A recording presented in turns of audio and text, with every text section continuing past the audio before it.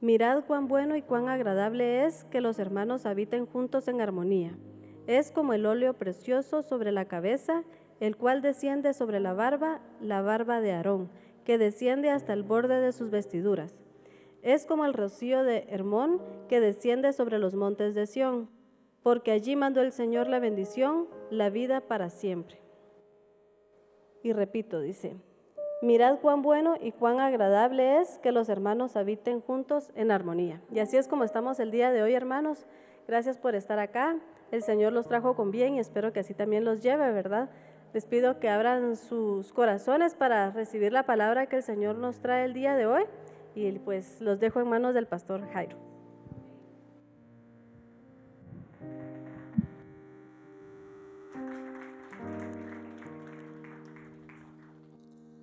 Tenemos casa llena el día de hoy. Es bonito verlos desde acá. La verdad es que hemos estado orando por ustedes. Oramos para que el Señor eh, supla cada necesidad, cada tema, cada situación que cualquiera pueda estar pasando. Oramos para que esas situaciones sean tomadas en las manos de Dios y así como recién cantábamos, estemos claros y sabidos que no hay montaña, no hay problema, no hay falta de empleo, no hay ninguna situación, no hay ninguna acusación, no hay pecado porque lo hemos puesto a los pies de Cristo, que pueda venir Satanás y lo pueda utilizar en contra nuestra. ¿Por qué? Porque los hemos puesto delante de Dios a través del sacrificio de Jesús y Él nos perdona de tal manera que nosotros no nos sintamos con ninguna acusación y que podamos llegar a Él con esa confianza, con esa tranquilidad que solo Él puede darnos a través del Señor Jesús. Amén. Quiero empezar con unos anuncios que tenemos y quiero contarles que este 18 de junio vamos a tener un almuerzo después del servicio. Así que es por el Día del Padre. Así que voy a pedirles, el almuerzo es para todos, no solo para los que somos padres. Así que es después del servicio del 18 de junio. Así que por favor anote esa fecha, aparte el tiempo, para que pueda asistir. Pero la condición, sí hay una condición, y es que por favor se anoten con hermana Séfora. Si no se anota, no podemos tomarlo en cuenta.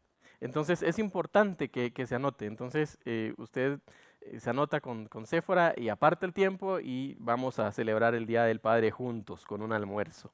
Además, como saben, cada sábado, el último sábado de cada mes, nos reunimos acá en la iglesia, hombres, mujeres y jóvenes. Y este sábado justo es el último sábado del mes, entonces los esperamos acá desde las 9 de la mañana, por favor. Y vamos a estar muy contentos, estoy seguro. Pero aquí hay un anuncio también, y es que para las madres, o mejor dicho, para las mujeres, también va a haber un desayuno el siguiente sábado. Así que también será necesario que se anoten con Séfora, por favor, para que podamos estar preparados con todas las personas que vamos a venir. Así que gracias a Dios por el espacio, gracias a Dios por la oportunidad que nos da también de la convivencia, de compartir, de platicar y de estar acá utilizando el lugar que Él nos ha preparado. Amén. Vamos a comenzar, o a continuar, mejor dicho, con nuestra declaración de fe y le voy a pedir que repita conmigo. Vamos a esperar un momento mientras la vemos ahí en la pantalla. Ok, ya está. Entonces diga conmigo: tengo en mi corazón al Señor Jesús.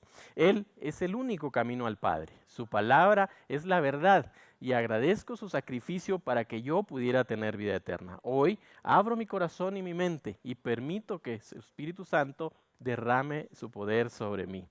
Amén, amén. Yo estoy más que preparado, hermanos, en el sentido que la alabanza, la adoración nos prepara y nos abre el camino, así como cantábamos, y nos pone en ese lugar de comunión, en ese lugar de común acuerdo con el Espíritu Santo y con Dios para poder recibir su palabra, para poder abrir nuestro corazón. Y en este tiempo, en este tiempo de alabanza, en este tiempo de adoración, Él irriga nuestros corazones a manera que la semilla, su palabra, que podamos extender el día de hoy, que podamos conversar el día de hoy, pueda caer en tierra fértil y pueda dar ese fruto que Dios espera que dé. Debo decirles que estoy sumamente conmovido, debo decirles, porque sí, hermanos, la gracia, la bendición de Dios es real en la vida de nosotros. Y como lo cantábamos, no hay nada que pueda compararse con Dios. No hay desempleo que pueda limitarnos o que pueda limitar el poder de Dios. No hay enfermedad que sea más grande que el poder de Dios. No hay nada. Nuestro Dios no es comparable, no tiene comparación. Nuestro Dios es el Dios de dioses y Señor de señores. Me gusta siempre hablar de esto que yo creo, y es que Dios, el Dios que empezó la obra en mí, el Dios que empezó la obra en cada uno de nosotros, Él la va a ir perfeccionando, la va a ir completando hasta el día glorioso de su venida. Así que si usted en este momento todavía no está en ese sitio, en ese lugar, en ese punto donde usted dice, wow, ya lo logré casi todo, tranquilo, nuestro Dios está trabajando en usted. Por supuesto, hay que seguir nosotros también de la mano de Él, ¿verdad? Para darle espacio y que Él siga haciendo lo que Él sabe hacer en cada uno de nosotros. Amén. La Biblia nos habla de la abundancia, y precisamente la prédica de hoy se llama Hasta que sobreabunde. Personalmente, a mí me inquieta mucho algunas frases, algunos párrafos, versículos que hay en la Biblia, y me hacen pensar y profundizar un poco, me conmueven y me hacen buscar más de Dios. Y me hacen cuestionarme también, por supuesto, lo que he aprendido y lo que me falta por aprender, o me hacen ir como más allá y tratar de entender de qué se trata lo que Dios nos dice a través de su palabra. Hablo de su palabra escrita, la Biblia. Y pues hay momentos, para poner un poco en contraste, hay momentos en que, o hay tiempos, temporadas, mejor dicho, en que no estamos con esa sobreabundancia. Y quizá ni siquiera con abundancia, sino que estamos como viviendo al límite. Y hay momentos que la verdad es que nos ponen como sensibles, digamos, y nos hacen pensar si realmente estamos o si Dios está de la mano de nosotros. Y debo aclarar aquí un paréntesis, Dios siempre está pendiente de nosotros. El hecho de que nosotros pensemos que a veces Él no está ahí, no significa que Él no esté ahí. Él siempre está con nosotros, de nuestro lado y a nuestro favor. Amén. Las situaciones o estas temporadas, digamos, de vacas flacas, si lo podemos llamar así, un poco haciendo alusión a la historia de José, estas temporadas, pues, a mí personalmente me mantienen con los pies en el suelo, con la voz, los oídos y los ojos en el cielo, clamando, pidiéndole a Dios que Él conteste mis oraciones, que Él venga a mi rescate y que me dé lo necesario para que yo pueda seguir avanzando y salir de esa temporada, de esa situación que a veces no es del todo cómoda. Bueno, la escasez no es cómoda, ¿verdad? Nada que del todo, no es cómoda la escasez. Y la verdad es que nos limita de tal manera que aunque tengamos nosotros, digamos, un corazón abierto a dar, a veces encontramos a una situación donde amerita que nosotros ayudemos, pero nosotros no tenemos para dar. Entonces, esa situación es una situación de escasez. Clamamos a Dios y nos quedamos, cuando estamos en esta situación, clamamos a Dios y nos quedamos con la expectativa, nos quedamos con la esperanza de que Él nos responda. Y vale decir que Dios nos responde de muchas maneras. ¿Cómo nos puede responder? A veces nosotros también estamos esperando una provisión, y esa provisión, digamos, una provisión económica o física, y a veces Dios nos habla de ciertas formas que nos deja pues con la boca abierta. Justo ayer voy a contarles un tema que lo tengo muy, muy fresco y la verdad es que me conmueve. Y justo ayer estábamos almorzando con mi familia y todos esos momentos de gratitud donde usted está con su familia y está con una armonía, donde sentados a la mesa comiendo, donde no hay ningún roce, ningún problema, ninguna acusación, sino que es un ambiente de armonía, de paz, de mucha paz. Y el Señor me hacía ver que eso también es bendición y vaya qué bendición muy grande. Yo le daba gracias a Dios porque decía, no todo el mundo puede tener esto. Y Dios me está dando esta oportunidad de ver a mis hijos, de ver a mi esposa, todos contentos, juntos y con una visión, digamos, en común. Y Dios me hacía ver, esta prédica la preparé, o está, digamos, el bosquejo desde antes de la semana. Y Dios me hacía ver la relación con la abundancia, la sobreabundancia y lo que Él me estaba dando a mí.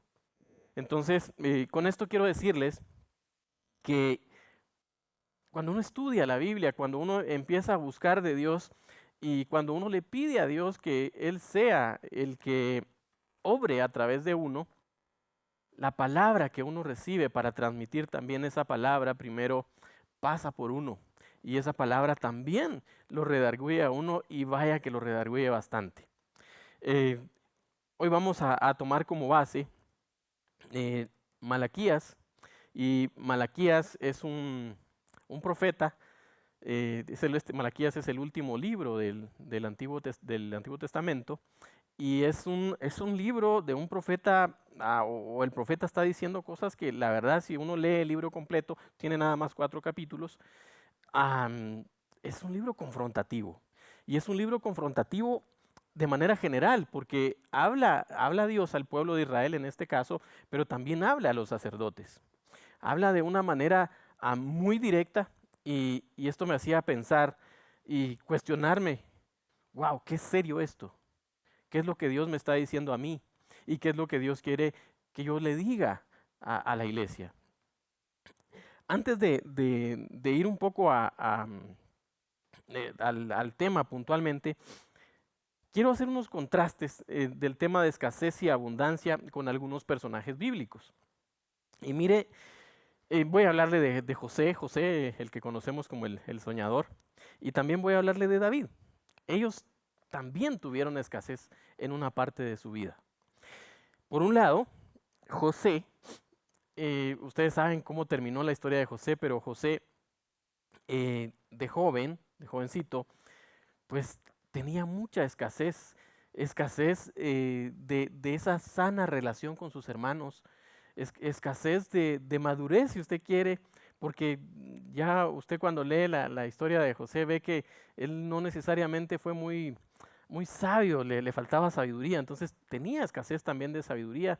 Y por supuesto, hay una etapa después de que a él lo venden a Egipto, ustedes saben, hay una etapa que además el pueblo mismo de Israel tenía una escasez tan grande que fue necesario que enviara a Egipto, a los 12 patriarcas, voy a decir, para traer alimentos, o sea, hubo escasez también. Por supuesto, David también padeció de escasez. Ustedes saben que David, incluso después de que fue nombrado rey, cuando todavía no estaba él en el trono, no estaba ejerciendo, él tuvo escasez porque de alguna manera lo tenían como el mandadero, voy a decir. No lo tenían con todos los hermanos, sino que a él lo tenían por allá solito haciendo el trabajo que nadie quería hacer. Entonces, él tenía escasez de una sana relación familiar, tenía esa escasez para que lo tomaran en cuenta. Y por supuesto, después cuando ya fue nombrado rey y también cuando Saúl lo estaba siguiendo para matarlo, él también tenía escasez de seguridad. Entonces, la escasez no necesariamente es económica y no necesariamente tiene que ser material, sino que hay muchos tipos de escasez. Y yo le puedo asegurar que ahorita usted está pensando y dirá, ok, entonces yo no tengo escasez de esto, yo tampoco tengo escasez de esto. Ya enumeró algunas cuantas situaciones o cosas que dice, wow, yo tengo esto y tengo mucho. Y gracias a Dios por ello. En cambio, también en la Biblia, y hablando de unos personajes, vemos la abundancia. Y por ejemplo, vemos a Abraham, que Abraham era una persona de gran influencia en el tiempo de los patriarcas, y era una persona de gran influencia por su poder económico. O sea, él era una persona que incluso sus pares, voy a decir, lo llamaban un príncipe de Dios. Y por supuesto, era un comerciante, y alguien podría pensar, no, pero él tenía escasez porque vivía en tiendas. Y no necesariamente. Él vivía en tiendas porque él sabía que por donde él iba pasando era un tema transitorio, porque Dios le había dicho, te voy a llevar a tal lugar, te voy a llevar a una tierra bendita, vas a ser dueño de mucho. Y él fue dueño de mucho, y tan así que incluso ahora lo recordamos como el padre de la fe, y leemos sus historias extraordinarias en la Biblia. También podríamos hablar de Job. Job, ustedes saben que tuvo mucha escasez y luego también mucha abundancia. Ya puntualmente en el contexto de Malaquías, regresando un poco a la historia, Malaquías más o menos profetizó allá por el año 450 antes de Cristo.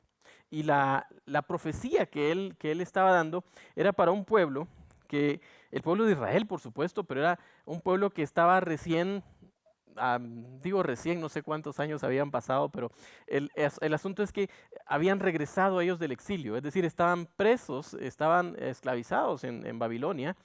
Ustedes saben cómo era el tema en esos tiempos, cómo se movían las guerras y la esclavitud y eso. Y entonces el pueblo de Israel recién había regresado del cautiverio de Babilonia, y estaban pues con el proyecto de reconstruir Israel, reconstruir el templo, las murallas, y de hacer de nuevo ese pueblo fuerte que Dios les dijo que sería. Y al principio, cuando ellos regresaron del cautiverio, pues estaban emocionados, estaban contentos de lo que Dios había hecho con ellos, de dónde los había sacado y qué era lo que ellos iban a ir a hacer, que era reconstruir su ciudad, reconstruir el templo. Ustedes saben que el templo, la figura del templo para los israelitas es algo muy, ¿cómo se dice? Muy deseado, muy valorado para ellos. Entonces, esa era la idea.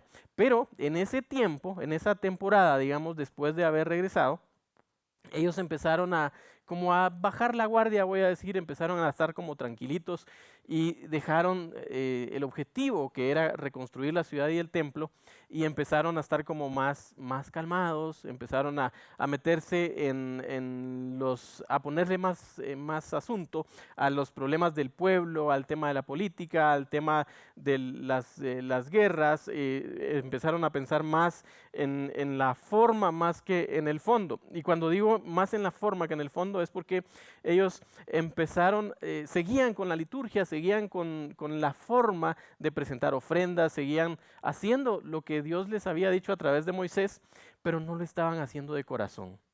Entonces, en ese tiempo es donde se levanta Malaquías, y Malaquías le habla al pueblo. La escasez la relaciona aquí Malaquías, y la relaciona con la falta de obediencia a la palabra de Dios. Y mire lo que dice ya propiamente Malaquías. Voy a leer Malaquías a partir del capítulo 3, a partir del versículo 6 y del 6 al 10. Debo decirle que cuando estaba leyendo esto, a mí me confrontó. Y necesito aclarar que esta no es una prédica para pedir ofrenda. No se trata de eso, sino es una prédica para pedir que volvamos a la obediencia de Dios. Y cuando digo volvamos a la obediencia de Dios, no es necesariamente que estemos como descarriados, sino que esa obediencia a Dios de lo que habla Apocalipsis, de ese primer amor, de esa búsqueda de Dios, de la genuina búsqueda de Dios, para que nosotros podamos tener esa abundancia de bendiciones que precisamente vamos a enumerar acá. Mire lo que dice. Esto es una palabra confrontativa que Malaquías le dice al pueblo de Israel en aquel tiempo. Dice el versículo 6, yo el Señor no cambio. Por eso ustedes, descendientes de Jacob, no han sido exterminados. Desde la época de sus antepasados se han apartado de mis preceptos y no los han guardado. Vuélvanse a mí y yo me volveré a ustedes, dice el Señor Todopoderoso. Hay una primera parte aquí donde Malaquías empieza a hablarle al pueblo de Israel y les dice, ustedes se apartaron de la ley de Dios, ustedes se apartaron de los preceptos que Moisés o que Dios nos dio a través de Moisés. Y debo decir también que la palabra que habla aquí Malaquías, si leemos el libro completo, no es solo para el pueblo, sino también es para los sacerdotes y confronta al pueblo de Israel completo, digamos. Continúa diciendo,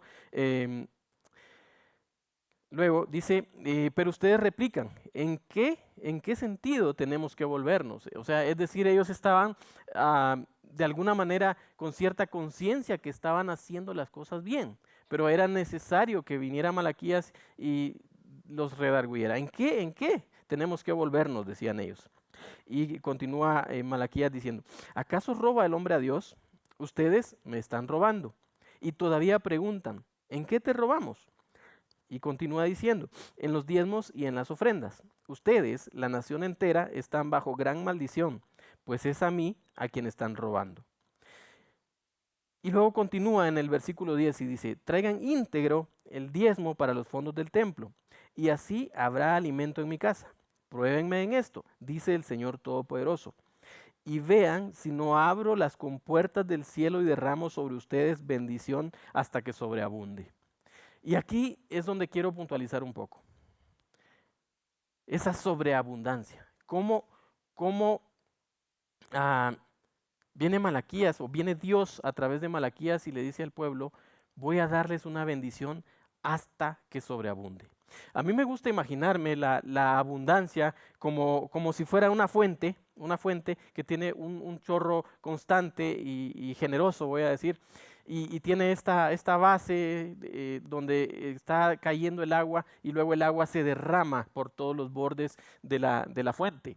Entonces vemos que no solo hay agua retenida o está, digamos, en movimiento esa agua, pero hay una agua que se está conteniendo ahí en ese recipiente, pero también está siendo vertida para sus alrededores. Vamos a ver más adelante cómo la obediencia hace que eso pase en nuestras vidas. Y vamos a continuar.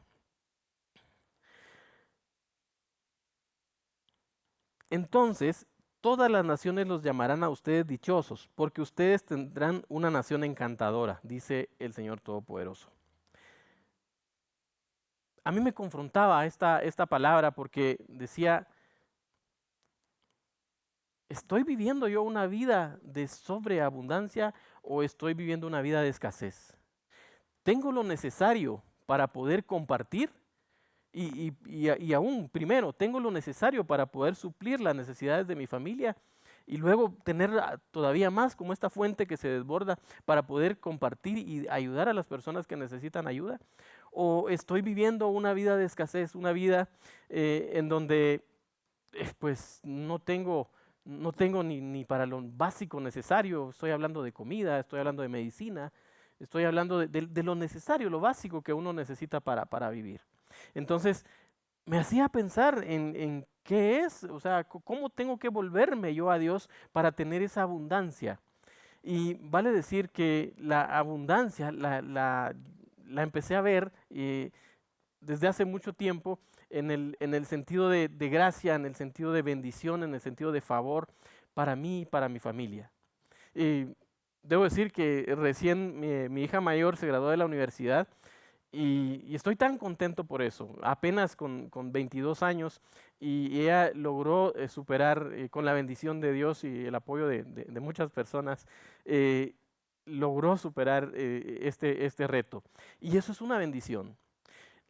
Usted dirá, bueno, pero mi hijo o mi hija tiene tal o cual situación y todavía no se gradúa, entonces yo estoy maldito. No, calma. Usted no está maldito, usted es bendito en el nombre de Jesús, porque Él se hizo maldición para que nosotros tuviéramos bendición. Entonces, puede ser que su hijo no haya salido de la universidad o su hija no haya salido de la universidad, pero él o ella tiene otras bendiciones. Está gozando de plena salud, quizá es un músico destacado, quizá tiene un proyecto de negocio exitoso. O sea, hay muchos temas que uno puede poner sobre la mesa y empezar a entender cómo es la bendición de Dios y cómo está llegando la bendición de Dios a la vida de uno. No necesariamente tiene que ser económica. Es claro que Malaquías en este caso está de alguna manera indignado con el pueblo de Israel porque ellos se apartaron de los mandamientos de Dios. Ellos no estaban siguiendo, estaban, digamos, como cumpliendo. ¿Cómo traducimos esto en nuestro tiempo? O sea, digamos que ellos estaban llegando a la iglesia porque tenían que llegar. O sea, bueno, voy a ir a la iglesia el domingo, o voy a ir el sábado, voy a ir el día que corresponda a ir a la iglesia, pero no están viniendo, en este caso hipotético, con un corazón preparado, un corazón preparado para la búsqueda de Dios, un corazón que dice, voy a ir a la iglesia porque hoy necesito que Dios me hable, voy a ir a la iglesia porque hoy voy a doblar mis rodillas y voy a darle gracias a Dios por lo que Él hace en mi vida. Voy a darle gracias porque me tiene con vida y me ha librado de cosas que aún ni yo mismo me imagino. Entonces, es un poco la confrontación que buscaba Malaquías en este caso para el pueblo de Israel. Llama mucho la atención, a mí me llama mucho la atención cómo Dios a través de Malaquías dice, pruébenme ahora en esto. Me parece que es la única vez que Dios habla al pueblo de esta manera, diciéndole, pruébenme, pónganme a prueba y van a ver cómo yo derramo bendiciones hasta que sobreabunde. Hay una parte después, cuando Jesús viene y está a la orilla de Genezaret y está Pedro con otros sus socios y amigos, digamos, a la orilla porque habían salido a trabajar, a pescar toda la noche.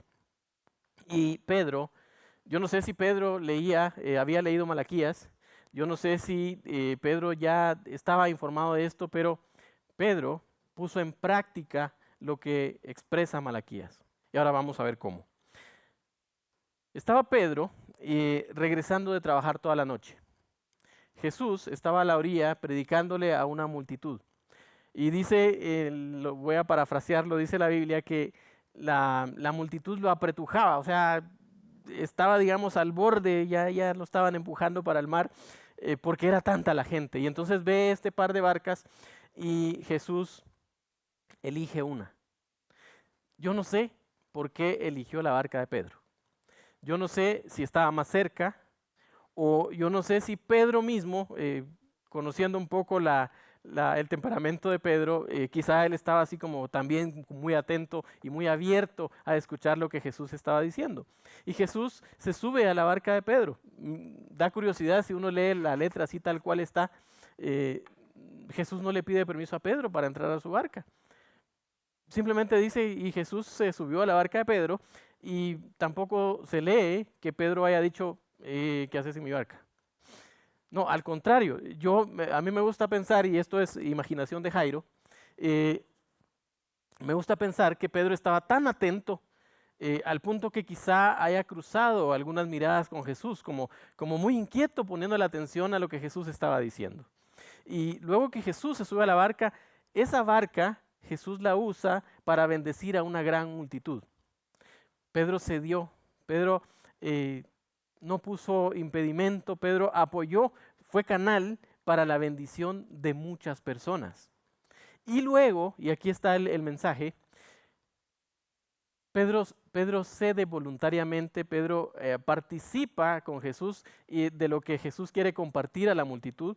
Y luego de que Jesús comparte con la multitud, entonces ya se voltea con Pedro y le dice: Pedro, boga mar adentro, dicen algunas versiones. Pedro, vamos a pescar de nuevo. Y también se lee que Pedro le dice: mira, Jesús, o sea, ya vengo pues. Y toda la noche estuve pescando y no hubo nada, no me funcionó nada. Intenté de todo y nada me funcionó. Pero en tu nombre, dice Pedro, en tu nombre voy a echar la red. Entonces dice que Pedro se fue mar adentro. Y resultó que cuando Pedro decide obedecer, y aquí está el tema de cómo puso en práctica Pedro lo que dice Malaquías, la obediencia, cómo Pedro al obedecer a Dios, al obedecer a Jesús, entonces recibe esta bendición tan abundante, esta pesca milagrosa como se titula esta parte de la Biblia. Entonces, lo puso en práctica. ¿Qué fue lo que hizo? Ceder, decirle: Jesús, aquí está mi barca. Jesús, lo que tú quieras. Si tú me dices que vaya, yo voy. Eso fue lo que hizo Pedro. Y dice que tenía una pesca tan grande que tuvo que llamar a hacerle señas a la otra barca que estaba por ahí cerca, porque la barca de ellos estaba hundiendo, las redes se le estaban rompiendo de tantos peces que habían pescado.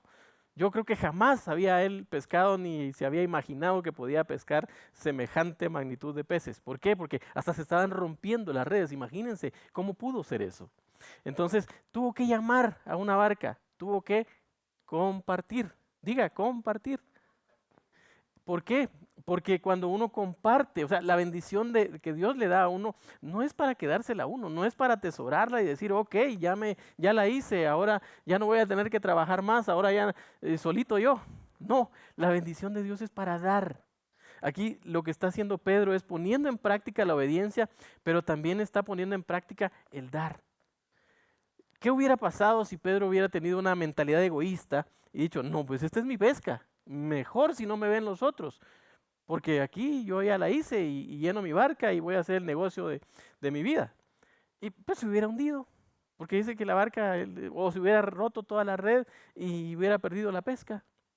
Entonces, la obediencia y ese corazón dadivoso de Pedro hacen que él pueda recibir esa bendición. Y encima cuando recibe esta bendición, él también bendice a otra barca. Las dos barcas se llenaron y dice la Biblia que las dos estaban hundiendo.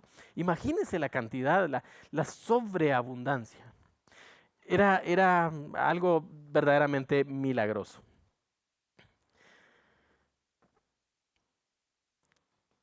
La obediencia y la disposición de nosotros va a hacer que venga esa pesca milagrosa a nuestras vidas.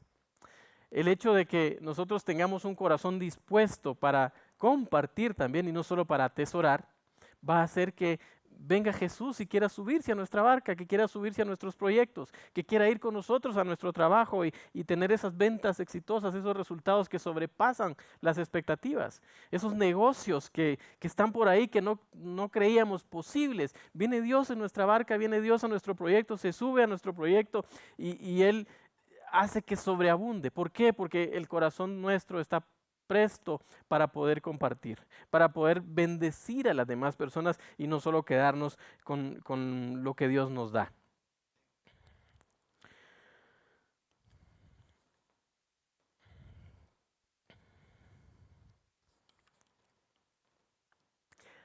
Hay una parte donde Jesús confirma tanto Malaquías como estos versículos de Juan 10:10, me parece que es donde está, en Juan 10:10, mejor dicho, confirma lo de Malaquías y también confirma lo que recién leímos de la historia de la pesca milagrosa. Y habla Jesús diciéndole a la gente: el ladrón no viene sino para robar, matar y destruir. Pero yo, dice, he venido para que tengan vida y vida en abundancia. ¿Cuál es la vida abundante? ¿Cuál es esa abundancia que Jesús nos quiere dar? Estamos viviendo esa vida de abundancia. Hay una vida de abundancia que tenemos que tomar. Y lo contrario de esta vida de abundancia, según lo que dice Juan 10:10, es que quizá estamos dejando que el ladrón nos robe, mate nuestros sueños y destruya nuestros proyectos o nuestras visiones o nuestro futuro. Y aquí es donde tenemos que tener esa confianza, donde tenemos que llegar ante Dios y decir: yo tomo esa vida de abundancia. Hoy puede ser que cualquiera de nosotros se sienta angustiado por cualquier situación, alguna enfermedad propia o de un familiar, por temas de escasez económica puramente, o por temas de escasez laboral, por cualquier situación que sea, o puede ser incluso que se sientan o alguien se pueda sentir un poco angustiado por algún pecado que no lo ha puesto delante de Jesús para que Él sea quien perdone. Y hoy Dios nos invita, Jesús nos invita para que pongamos delante de Él todo, para que retiremos o saquemos de nosotros cualquier situación de pérdida en cualquier sentido de la palabra, y que traigamos esa abundancia a nuestra vida, porque eso es lo que Jesús quiere para nosotros. Dice que Él vino para que tengamos vida y vida en abundancia. Una abundancia donde no hay temor, una abundancia donde, si bien no tenemos todo lo necesario, estamos contentos porque sabemos y tenemos fe que Jesús está ahí con nosotros, que Jesús llevó nuestras enfermedades, que Jesús se hizo pobre para que nosotros tuviéramos riqueza. Entonces, a veces nos da cierto temor porque leemos la Biblia, y voy a decir mejor miedo, porque leemos la Biblia con ciertos filtros, como que no estamos captando realmente el mensaje que Jesús, que Dios nos quiere dar a través de su palabra, y la leemos con ciertos filtros, con cierto miedo. Conozco a una persona que de cuando en cuando hablamos de temas bíblicos, y él dice: no, lo que pasa es que a mí me está yendo mal por esto, y él es cristiano. Entonces él tiene un filtro en la cabeza donde está solamente agarrando lo malo, solo los castigos. Entonces yo le digo: mira, pero no has puesto delante de Dios eso, porque si Dios te perdonó, eso ya no tiene por qué tener una consecuencia. Eso ya no tiene por qué estar ahí. Entonces, si tenemos algún pecado, si tenemos alguna situación que sentimos que nos está limitando el amor, el poder, la vida plena, la vida en abundancia, si tenemos algo ahí que sentimos que nos oprime, este es el momento para que lo pongamos a los pies de Cristo. Este es el momento para que digamos: Jesús, sí, yo quiero esa vida de abundancia que tú me estás ofreciendo. Yo te entrego mis temores, yo te entrego cualquier preocupación, yo te entrego mi vida, y voy a esperar, Señor, lo mejor, porque tú tienes planes de bien y no de mal para mí. Eso es lo que Jesús quiere para nosotros. Que nosotros con obediencia, con humildad, vayamos ante Él y pongamos todo lo necesario delante de Él. La obediencia de nuestra hacia Dios abre las puertas del cielo de par en par, para que tengamos todo lo necesario hasta que sobreabunde. Abundancia de buena relación familiar, abundancia de resultados en el trabajo. Ojo, no es abundancia de trabajo, es abundancia de buenos resultados en el trabajo. No necesariamente es trabajar, no, es resultados, es producir, es que Dios bendice lo que nosotros hacemos. Y ojo, que Dios bendice lo que hacemos. Abundancia de negocios, buenos negocios que dan resultados, que dan fruto. Y por supuesto, abundancia para poder compartir. Amén. Quiero que cierre sus ojos, por favor, y vamos a orar. Gracias, Padre Celestial, por darte por nosotros. Gracias por ocupar nuestro lugar y recibir nuestro castigo. Gracias por también hacerte maldición para que nosotros fuéramos benditos, Señor. Gracias porque te sacrificaste por nosotros, Señor, y nos perdonaste para que nosotros pudiéramos entrar con confianza hasta tu trono, Señor, a tu trono de gracia, Padre. Hoy queremos ser obedientes a tu palabra, Señor, para que nos vaya bien y para que podamos dar un fruto abundante, para que podamos ser como árboles plantados junto a los ríos, Señor, que pueden mantenerse frondosos, que sus hojas no se secan, se mantienen verdes, Señor. Y que si bien tenemos algunas temporadas donde no hay fruto, sabemos que tú estás con nosotros, Señor. Y en las temporadas de fruto, Señor, en ti, Padre, damos fruto abundante, tan abundante para que podamos compartir, Señor. Que esos frutos, Padre, nos permitan ser de mucha bendición para muchas personas, Señor. Abre las ventanas de los cielos, Padre, sobre nosotros, sobre nuestras familias, Señor, para que podamos experimentar tu gracia y tu favor, Padre, y que podamos también extender y hablar y cantar de tus maravillas, Señor, lo que tú haces en medio de nosotros, Padre. Gracias, Señor, en el nombre de Jesús. Amén. Amén. Dele un fuerte aplauso al Señor, hermano.